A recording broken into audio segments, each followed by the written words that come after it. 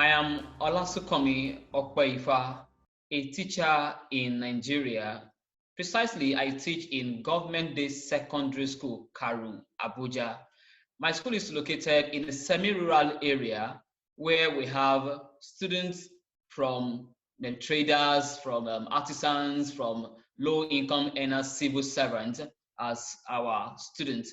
And these students ordinarily go through a lot of financial challenges. They hardly get textbooks. They don't even have, of course, gadgets to do extra work after school. They tend to rely on what we have in our school library. And suddenly, somewhere around March, I think March 20th, we got a message that the country could no longer stand the upsurge of the pandemic because it was becoming a back-to-back occurrence, and the school happened to be the first thing to look at, and the school was shut down.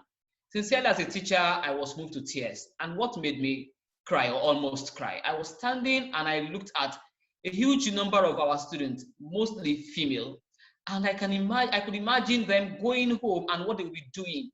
They are from a poor family. They even have no textbooks ordinarily. They don't have access to gadgets, no access to internet, and then the government will shut down the school without a second thought about them or how the education would continue. Now, this is a country where we are still struggling with a statement like school na scam. There's a Creole expression saying school na scam. School is a scam. I think that's the standard expression. And we're still struggling with that notion in students, and suddenly the lockdown came and locked education out of the students. Yeah, education totally, because they will not have access to anything. So I was moved to tears, and as a teacher, I was wondering what I would do. I ran a readers club in the school, so I quickly took the permission from the school head that I would like to talk to some of them, that they could come into my library where I am currently to pick as many books that could help them. So many of them came around, girls especially. I think girls, yeah, girls mainly came around and they picked the book because that was my heart cry. I could imagine these girls, what they will be facing. Sexual harassment will be there, gender-based violence will be an issue with them, and so many other things. So they picked the books like that and off they went. Sincerely, education was locked down. There was no way to contact them. On Facebook, I couldn't reach so many of them. They didn't have the gadget, they didn't have internet. We could not move around. We were not even allowed to move around. So we were out of touch for like a month. Nothing was actually happening. So somewhere around the line, I went on Facebook to make a call to so many other teachers in the country that can we come together and produce video lessons and throw it on social media. It did that, it could help some students in one way or the other, those who have access to internet. And so many of them came together and we started learning how to create video lessons, and we're throwing it up on YouTube, on Facebook and the rest. And suddenly one day I saw 2 or 3 of my students on Facebook. Then I begged them that whether we could create a Facebook Messenger group, because that could run on a free mode. One of the challenges was internet connection and data. They don't have the means for internet subscription. So they agreed to create a free mode of Facebook. And I had about 58 of them there, and I started teaching them English language. Believe me, for a good 3 months, that was what I did, training teachers to meet their own students, at the same time meeting my own students there, then creating video lessons that I was throwing up and down. Then my school head called me at the time that they heard that I was doing something fantastic online, that I should come and teach other teachers too. So we came together, maintaining social distancing still, and I was able to train a number of teachers on how to use the WhatsApp to create lessons. So we had to put the students on WhatsApp groups, and then I trained teachers on how to use whiteboard on WhatsApp creatively, how to use videos, how to use voice notes, how to use different methods so that it could be engaging for the students. And that was what we did for the latter part of the lockdown before the school opened.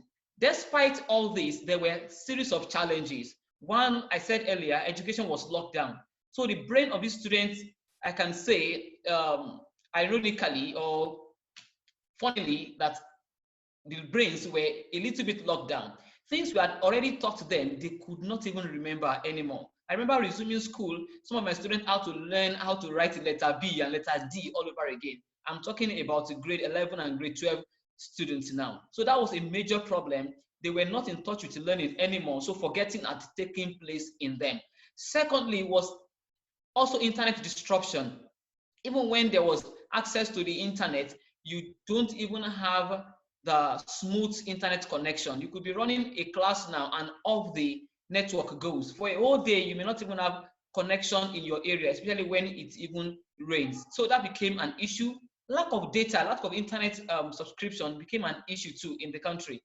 For a long time, I was even giving out money, some financial aid to some of the students. Yes, to like, okay, get internet, get this. In my own grade, that's grade 12. At a meeting of about 250 students, I would have about 7 or 8 of them. It had even gotten so poor at times that we had about 3 of them responding to your teaching. And then, student attitude too, they could even hide behind all these excuses. So they were not even responding. You would talk, they were not there to respond, they were not there to do your evaluation. Yeah, I did so many things. I created Google Form and Microsoft Forms for them for evaluation. Yeah, so many of them will hide behind and respond. So many will also not respond. So the poor responses became a big challenge. So we could not even wait when the government asked us to resume. So suddenly, sometimes around August, the final year students, that's the grade 12 students now that were writing exam, were asked to resume, and we were glad to have them around. Yes, it was a bit of a challenge. We had to make them wear their nose mask. We had to make them maintain social distancing. And children, they will still want to touch one another. They will still want to hug. They still want to greet. But it was a big struggle to maintain this. So we're running 2 things now. Currently, the students come around to school, and at the same time, we still meet them on some of the social media to leverage on technology, to leverage technology rather. So that's why the things we just had to go through during the pandemic.